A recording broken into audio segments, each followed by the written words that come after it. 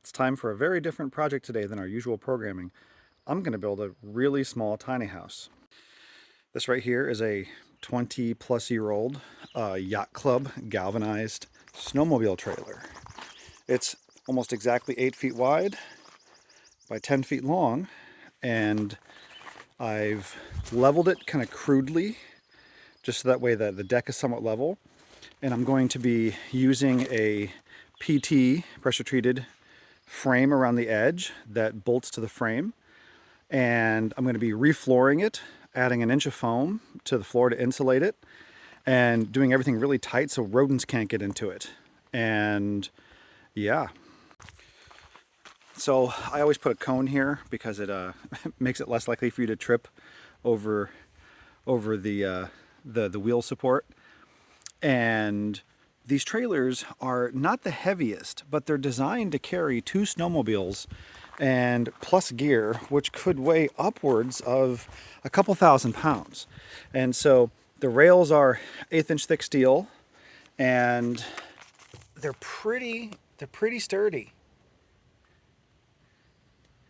So as long as you keep in mind the limitations of this and you build really light with light materials, these make really good foundations for very small, very mobile tiny houses. So the plan for this one's really simple. This is going to be the south side or the main side. This is the back.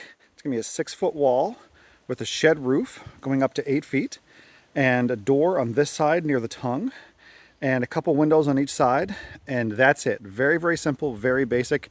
No loft, just one level with a sleeping platform. So how I typically do this is, if you see here, I just drilled a hole. It's an 1/8 inch pilot hole. And just to hold these boards to the frame, I'm going to run regular deck screws. And if you don't over tighten them, it'll thread into the steel frame. Now I'm going to come back later with structural anchors, some like real big fasteners, but just to get the foundation or the sill plate installed and get it square, which is pretty easy because the trailers are pretty square. I'm just doing this to hold it down.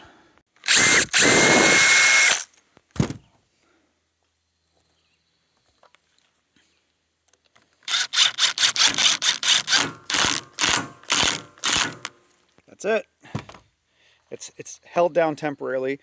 We'll come back with structural bolts that will go through the frame and use wrenches to tighten them. And that's it. Let's see if I can get the walls up.